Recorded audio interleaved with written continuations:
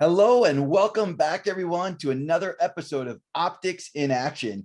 And today we have a guest. It's Dante Royster. He is the founder and owner of Epic Mortgage. And I'm excited to talk to him. There's a lot of challenges going on in the mortgage industry today. And there's definitely a lot of problems around people and process. And as people know who are listening to this podcast, we talk a lot about people and process. So Dante, I'm excited to spotlight you as a leader with vision and clarity today to our audience. Welcome to this episode. Hey, thanks for having me. Yeah. The first question I always like to ask people is why Epic Mortgage? Why the mortgage industry? What's your purpose in all of this? Actually, I probably started off with my parents. My mom in particular, she was a teacher for 30 plus years, and really just providing that education is something that I think just runs through our family. And I just wanted to find my niche, and financial literacy was just something I was passionate about. Because when I think of the why, it's about my passion and my purpose, right? I really enjoy helping people achieve that American dream, right? If you still believe in it, it's about owning your own home, having your own space. And I feel I'm just doing my part to help people out. Yeah. Yeah. And it's a really interesting challenge these days for that, what was traditionally thought of as the American dream. There's a lot of the younger generation, Gen Z now, who's getting out of college with lots of debt already, Sure. wondering, is my salary going to be able to keep up? Interest rates are high. There's not a whole lot of houses on the market available today. So how do people go about starting that process now, especially maybe first-time home buyers? What does that look like in the industry today, and engaging people in that process and educating them? Yeah, everything starts with the pre-approval. The first step is getting pre-approved for a mortgage.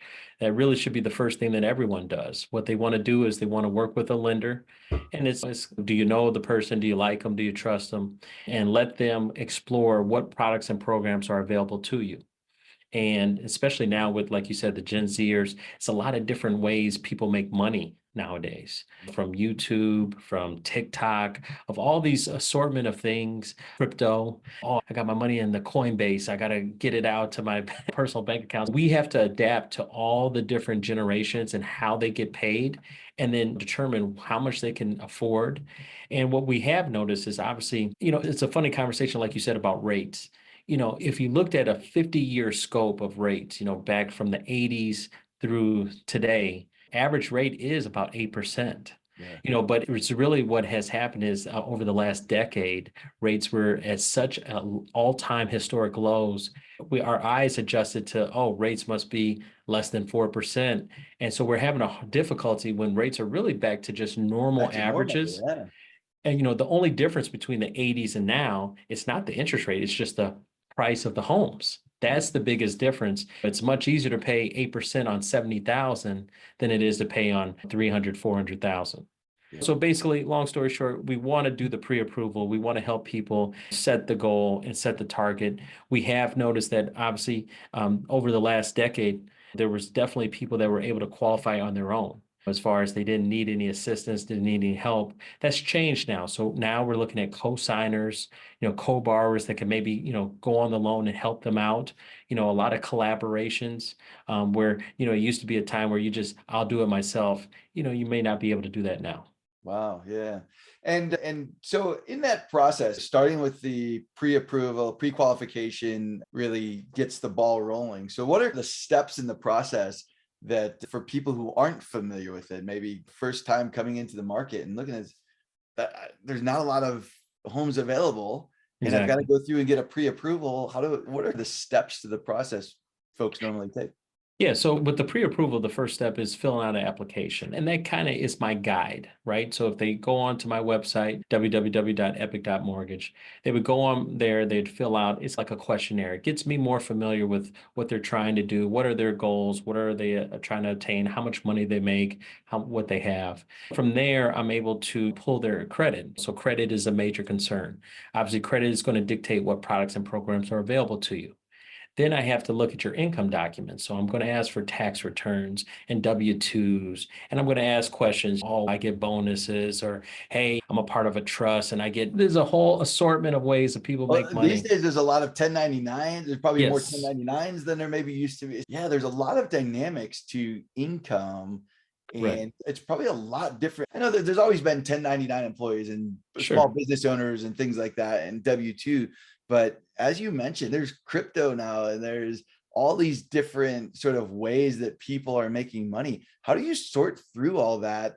Not just with the individual and understanding what they've got, but then you've also got to look at the banks and the Fannie Mae, Freddie Mac, and match those up and be able to show how do you navigate It that today? it it, it That seems like is it's increasingly more challenging it than it is. used to be. Yeah, no, definitely. I think the pandemic, obviously, even though it's been 4 years, that it really has changed the world in that regard. There's so many more entrepreneurs, so many people trying to make it happen on their own. There is a lot of different ways.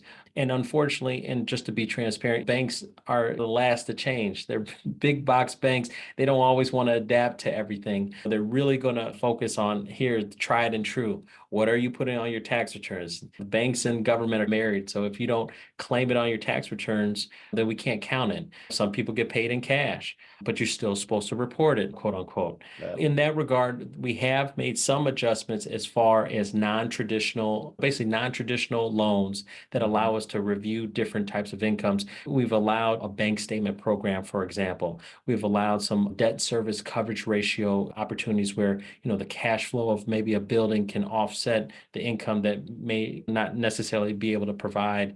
So we have some alternatives that we can look at, but it's really going to be based on your credit score to start off with. If your credit score is below average, you're not going to be eligible for some of those products and programs when you may need them. So that's why going through the pre-approval is so important with all this vast different ways of people making money. And then what we can do once we have that information is start coming up with a number that says, hey, you qualify for this. When we talk about pre-approvals, there used to be a time where we just give you a blanket, here, you're qualified for 400,000 to go find a house. But with so much variety as far as real estate taxes, especially in the Illinois, we always have to be a little bit more detailed as far as, okay, what are you trying to buy? Is it a multi-unit building? Is it a bungalow, single family? Is it a townhome? Because we got association dues. Is it in the South Loop? Is it in downtown? Because those association dues are much higher versus if we were just going to be in the suburbs. So it is very cumbersome in nature. That's why it's so important to get that information. Then you work with your realtor and see what is out there. Yeah. It seems like there's been some other disruption in the real estate industry as well with the recent National Association of Realtors settlement and those type of things. Can you talk a little bit about that and how that's impacting the way people sell houses, buy houses, the way realtors do their jobs? What is that all looking like now with Yeah, so from those changes? yeah, obviously the concept is that they want to be able, I think the concept of the settlement is we want to provide consumers with more choices. Sometimes consumers, even though they did have choices, they may have felt like they didn't and they weren't aware of them. So now it's going to be a little bit more transparent and on the table of, hey, you have a buying agent representing you. They're going to make money. And sometimes in a transaction, the seller has a choice that he may not want to offer a co-brokered situation, meaning the seller will not always have to pay for the buying agent's transaction fee, whatever that may be. But the consumer is aware that, hey, you might be on the hook to have to make that payment. So there might have to be some negotiation done up front. There's a good and bad with it. I mean, real estate has been going on the way it is currently for the last 50 years. And Yeah. so now a change is always going to be abrupt. So we may, as we fast forward, we may see situations where buyers are not being represented by an agent. They're representing themselves with just their attorney. So obviously, that will be different, in some regard, as far as, hey, did you do the home inspection? There might be a little bit more burden upon even your loan officer because, oh, who am I supposed to call? So a lot more, I got to handhold the buyer because he may want not to represent himself with an agent. He may want to represent himself. So Yeah. it will be interesting to see how the changes develop. Yeah, I think it definitely, with more choice, often comes more responsibility. And I think we've moved 7 times in 17 years. Now, Wow. a couple of those times we moved overseas, and it was moved with a company and things like that. So it was different, but I've been through the home buying process a number of times. And I think that, yeah, like you learn some of these things with experience. And we've Right. even bought some rental properties. And do I need a realtor to buy a place, or do I just need an attorney and a good home inspector? Right. And it's not that we want to cut the realtor out necessarily, but what, like, as a consumer, as a person who's going through the process, understanding what your options are and being educated around those options in order to make informed decisions is a pretty big deal, I think. Yeah. Yeah. But it does You come make with a additional responsibility, right? Yeah, no doubt. And you actually you're the case study. You'd be an interesting case study because you have been in multiple transactions. So you're very familiar with the situation. Now, mind you, real estate trends do change from a year to year basis. Yeah. So even though you may have done it, you might be a little bit out of it, but you overall know that, hey, this is point A and this is point Z. You know how to get there.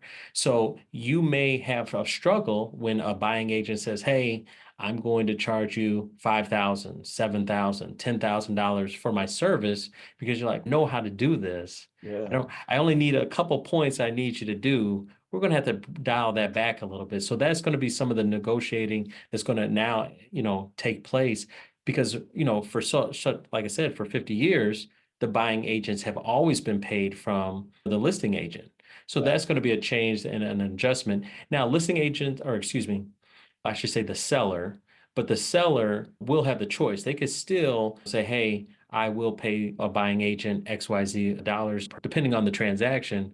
But it is definitely more choice. And I think it'll determine the location of a property, may make a decision on, do I really want to be aggressive to market this Yeah. property? Or once again, even think if you're going to sell your house, you're going to say, hey, I know the inventory is low right now.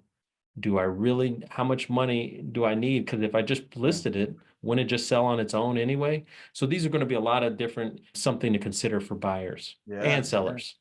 I think one of the questions for buyers and sellers is thinking through the motivations of each of the parties involved in these transactions. I think having a buyer's agent, having an attorney, it was weird when we bought our first home in Kansas City, like we didn't even use an attorney, right? And but then the other properties we built or bought, we've always used an attorney. And I think, like, looking at the different experiences, thinking about what role does each person play? What role does a buyer's agent play? What role does the seller's agent play?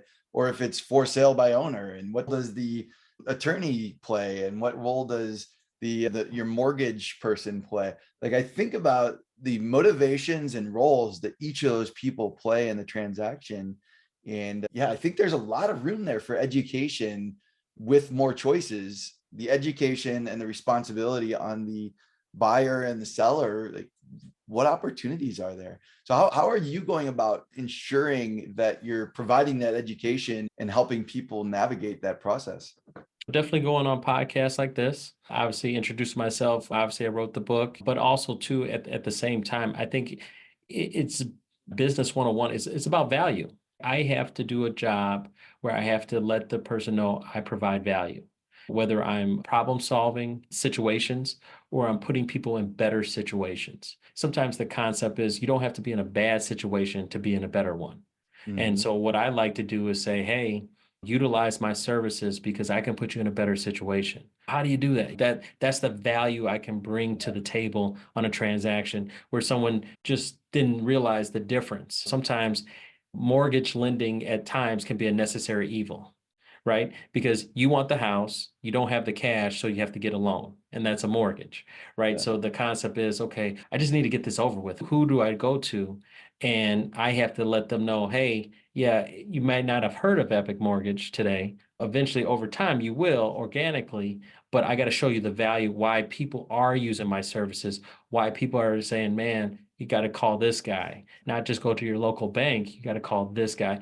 And I'll show you that value. But I think value purpose lending is what we do. But I think overall in businesses, especially with the real estate agents, they're going to have to show their value or the reason why they're justifying a certain number, whether it's from a agency per se, maybe you have access to all the agents in an office, or maybe they just go above and beyond the call of duty.